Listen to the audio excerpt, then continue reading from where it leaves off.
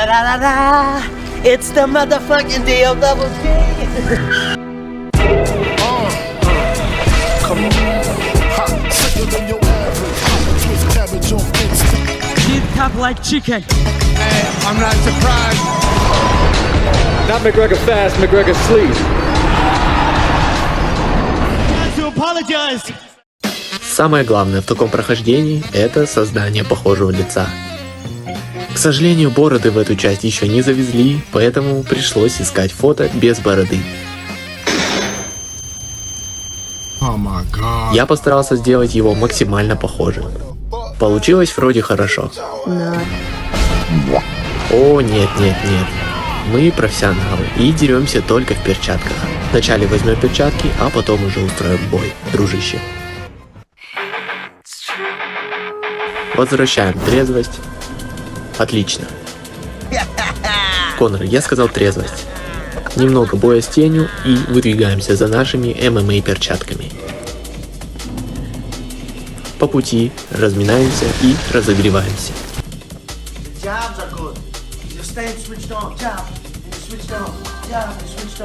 Лутаем ящерку, затем сразу показываем, кто здесь главный. Покупаем у Андрюхи наши перчатки смешанных единоборств. И собранными душами можем сразу их немного прокачать. Пока так, сейчас сделаем еще. Это наш первый спарринг-партнер. Начал легко, с простых базовых комбинаций.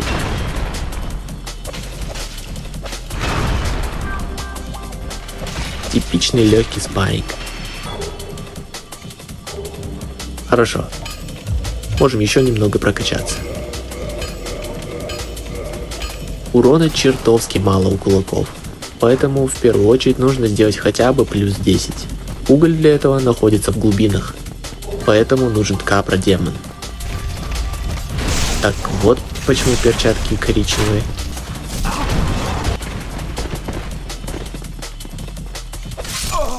Да, кажется, пока рановато нам туда будет. Надо подкачаться.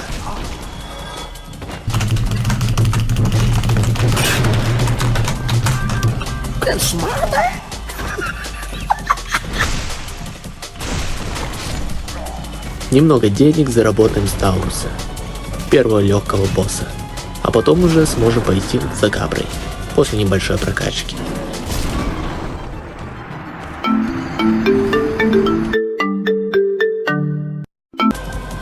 Ты ничего не видел.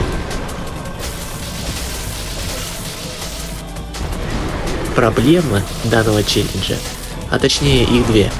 Во-первых, мы не используем броню кроме штанов, а это огромный получаемый урон и отсутствие баланса. А второе, это мизерный наносимый урон. Отличная комбинация. Хотя бы смазки буду использовать на худой конец. И возьму кольцо на баланс. Добил плюс 5, может теперь капра. Кажется, мы еще не готовы. Я решил попытать удачу в другой локации. Бомжики приняли меня за своего, поэтому мне удалось пробежать до Гаргули. Может, это будет проще. Вначале доберусь примерно до середины здоровья, только потом активирую смолу, чтобы ее точно хватило.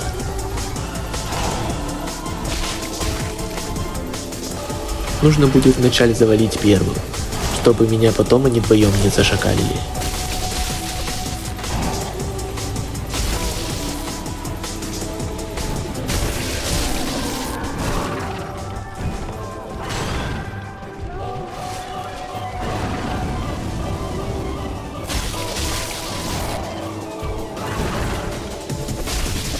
Отлично. Бьем в первый колокол, после чего спускаемся и покупаем немного косточек возвращения.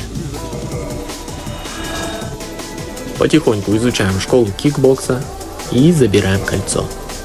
Пока мы не наносим урон пинками, но скоро мы познаем истинное мастерство.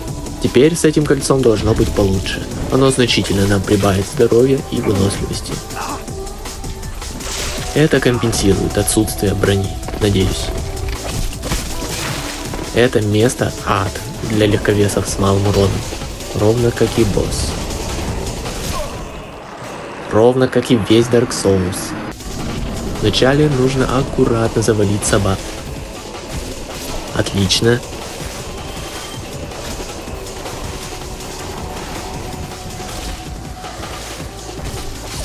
Отлично. Вот это другое дело. Теперь главное сосредоточиться и уклоняться от ударов, нанося по 31 урон за удар. Для победы над боссом нужно сделать всего 38 ударов. Хорошо, теперь глубины. Но перед этим восстановлю человечность, фляги и качнем немного здоровья. Затем отправляемся.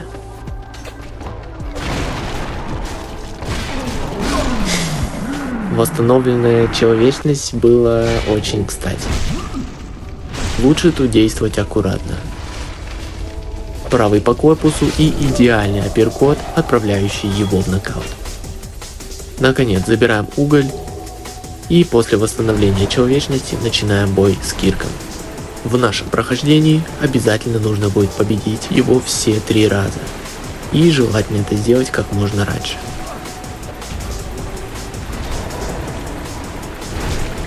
Первый готов. Так как бой с этим боссом обычно очень легкий, я, не думая, поспешил к нему. Но допустил критическую ошибку, не замочив юного волшебника сверху. Теперь мне не только предстоит уворачиваться от зубастой ящерицы, но и от летящих сфер Экспеллиармуса.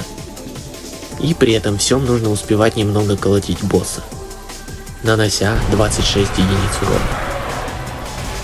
Жаль, что только спустя десятки прохождений этой игры я только сейчас понял, что если уйти на край арены, то маг перестает стрелять в нас.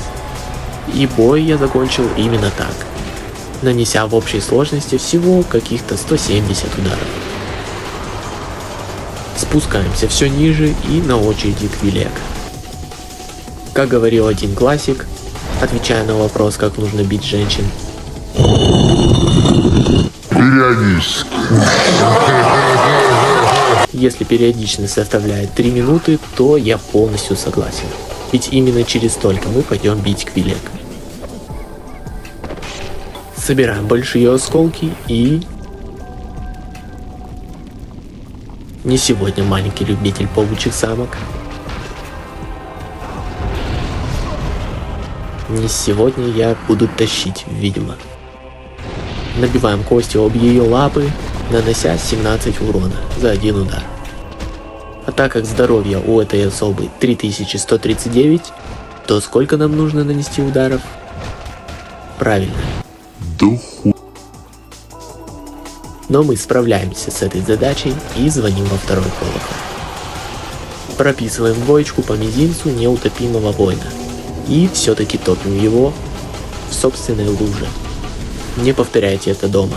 Исполняем киберспортивный трюк Red Bull Give Me Contract. Теперь мы снова должны встретиться с Кирком. Киря! Кирилл!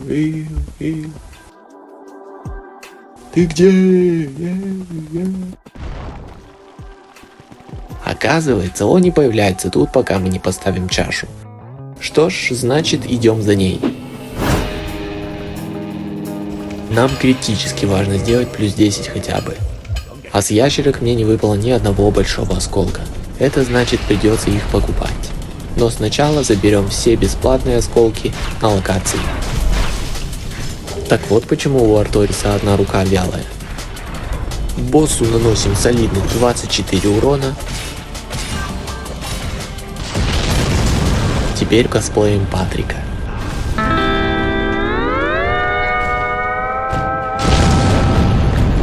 Отлично. Теперь еще и кожа соответствует ему. Выцеливаем железные ноги и надеемся на удачу.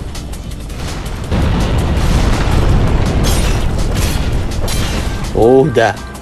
Удивительно, но если постараться даже кулаками, возможно сбить ему баланс.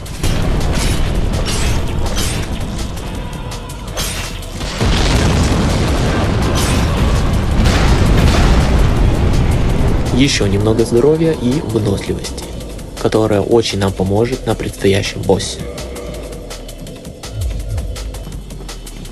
Далее очень ловко преодолеваем все препятствия и уворачиваемся от каждого противника, не получив ни одного удара.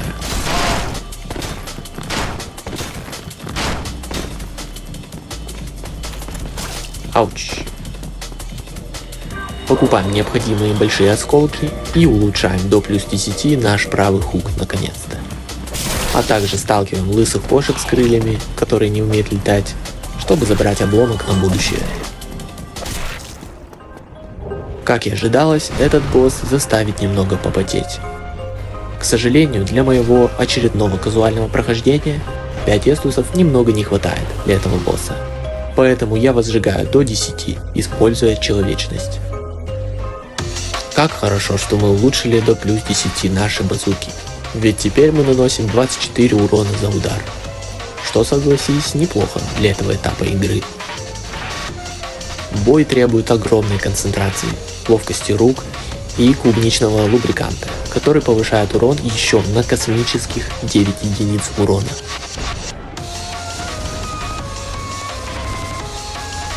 Прокувыркаясь на арене 6 минут с двумя мужиками, мы наконец заканчиваем с тонким. И дело остается за малым. Вернее, за крупным. Вот мне интересно, вроде он толстый и с более тяжелой броней, но урон мы ему наносим 40, а Арнштейну 27. Хотя его броня одна из самых высоких в игре по защите от физического урона. Интересно получается. Как бы там ни было, завершаем битву, настучав ему по пузу. Забираем чашу, но грудь я сегодня не покажу. Сори, парни. Мы сразу направляемся за обломками и углем, чтобы наконец поставить хороший, мощный удар. Если повезет, с темных стражей выпадают еще обломки. Для этого отлично помогает кольцо со змеем, которое я, конечно же, забыл в крепости Сена. Но мне все равно повезло. Возвращаемся к нашему старому приятелю, который уже нас заждался. И даем ему честный поединок.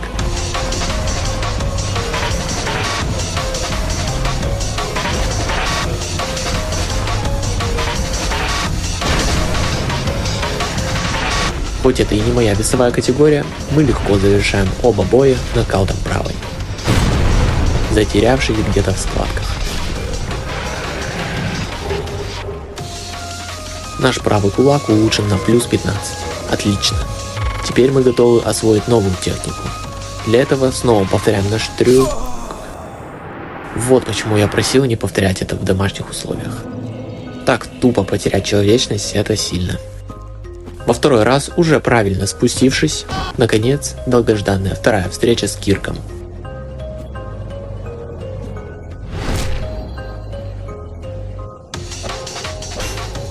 И после честного дружеского спарринга мы сразу же бежим к третьему месту сходки, перед этим забив еще двух посредственных боссов. С демона Скалопендры выпадает кольцо защиты от лавы, которое каким-то образом добавляет нашему пинку огненный урон. Это замечательно, ведь теперь, после третьей встречи с Кирюхой, нам доступны его спортивные штаны, которые также добавляют урон пинку. Школа кикбокса пройдена. Пока здесь заодно проведем первый бой за пояс. С ловкостью Макгрегора, кровать хаоса, легчайший бой за титул великой души. Остается еще 3 великих пояса. Теперь в нашем арсенале пробивное колено с гигантским уроном.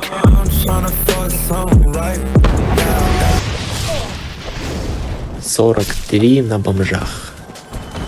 Что ж, ну левый в печень дает даже больше урона, 47. И ради чего я все это делаю? Ну ладно, для зрелищности. Только для начала еще немного отработаю на груши для питья. О боже, ты посмотри на этот пушечный апперкот. Блестящая работа. Теперь я иду туда не знаю куда, используя только свою лысину в качестве единственного источника освещения.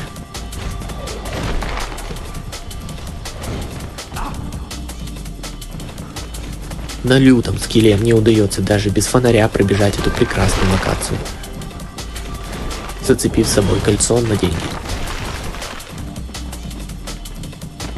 Далее очередной легкий спарринг, который мы заканчиваем уже мне так полюбившейся комбинацией двух сильных ударов. Бой с Нито будет сложнее, чем обычно. Мало того, что у нас нет священного оружия, чтобы прикончить скелетов, так еще и нет брони, которая позволила бы танковать этого босса и его подсосов. Вишенкой на торте же является наш урон. Отправляем в нокдаун скелетов хотя бы на время и тыкаем босса, пока есть возможность. За счет огненной смазки, которую я постоянно покупаю, и высокой скорости атаки, иногда получается исполнить хорошую комбинацию из 6-7 ударов. В остальные моменты пытаюсь спрятаться от скелетов за душой босса, отбегать от АОЕ атак и при этом не сагрить здоровых скелетонов, которые в легкую закончат этот бой в считанные секунды. Как тут, например. Мне очень повезло, что он не побежал сюда. Это был мой самый долгий бой с Нито за все время. Очень близкий бой. У меня остался один эстус. В лесу нас интересует подготовка к UFC. Для этого нам нужно замочить Гидру. А также средний волк 80 КД. Для кольца Арториаса, необходимого для боя с 4 королями. Сив очень быстрый, ну и Конор не промах. Легкие на ногах, мы легко справляемся с этим пуделем. Ну и пока здесь, заодно расправимся с опциональным супербоссом Лунная Бабочка, которая отлетает от одной комбинации. 4 короля могут доставить много проблем из-за моего маленького урона. Если не успеть быстро завалить первого, появится второй, затем третий, ну короче, рип. Более того, мы не можем использовать танковую броню, которая позволила бы легко пройти их. Мне кажется, или уже третий появился. Ну да. Нам нужно больше урона. Вернемся к ним позже, когда качнем побольше ловкости и силы. Пока что заберем подвеску для DLC, затем немного Ямакаси.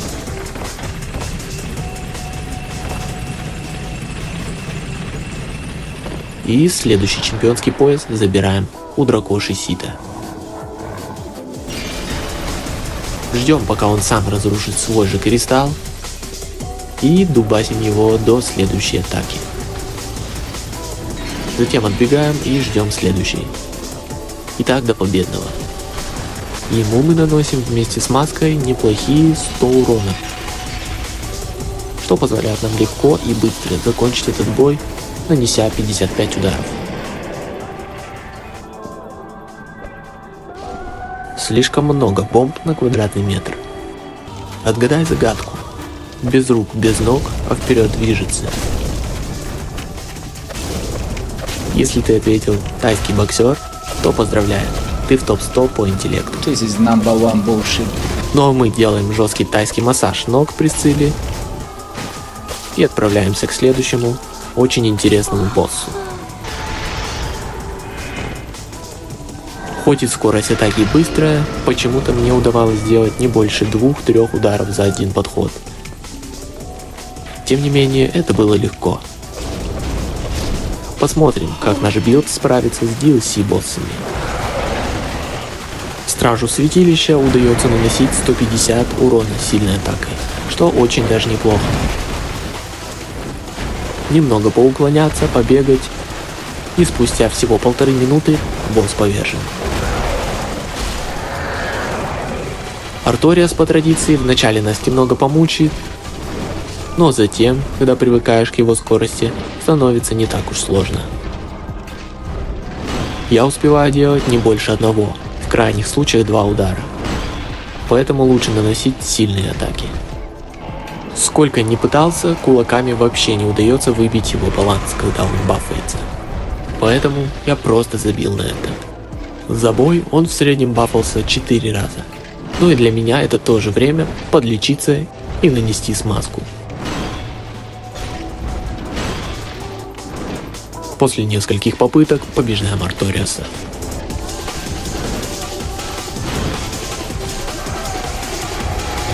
С легкостью пробегаем одну из сложнейших локаций игры своим неповторимым стилем боя. This is you, Belgium. Always the movement. Бой с Манусом сильно не отличается от Арториаса. Иногда даже получается сделать неплохую комбинацию из 3-4 ударов. Но и он любит комбинировать.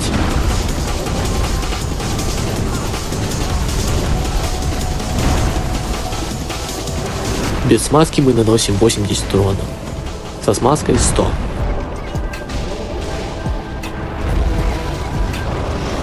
После последнего сложного челленджа я решил пока передохнуть и взять что-нибудь полегче.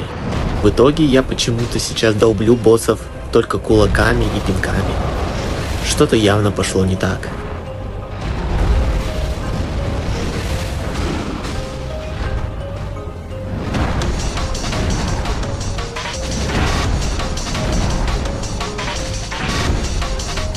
На удивление, с первой попытки отличный бой.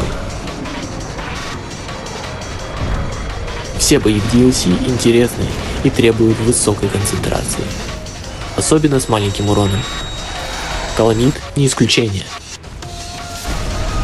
С ним немного дольше придется побегать, и наша хорошая подвижность в этих боях как раз таки очень помогает.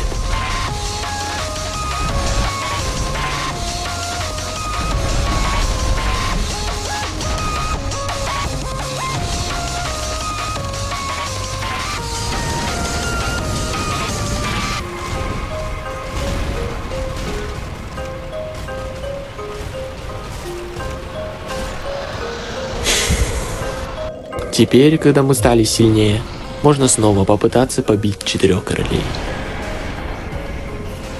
Наши кулаки скейлятся как от ловкости, так и от силы. Поэтому после прокачки здоровья я занялся этими статами.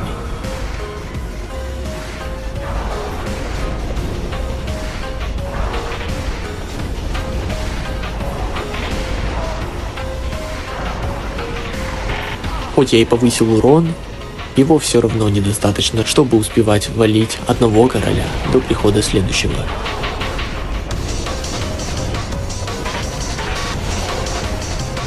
Более того, в конце боя на арене находилось все 4 короля.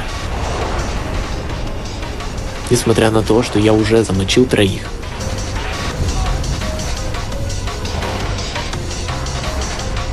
Получается 7 королей. Справедливо. Но, несмотря на это, Конор побеждает. Последний чемпионский титул наш, и мы двигаем к финальному боссу. Сколько бы я ни играл в Dark Souls, всегда нахожу что-то новое и интересное.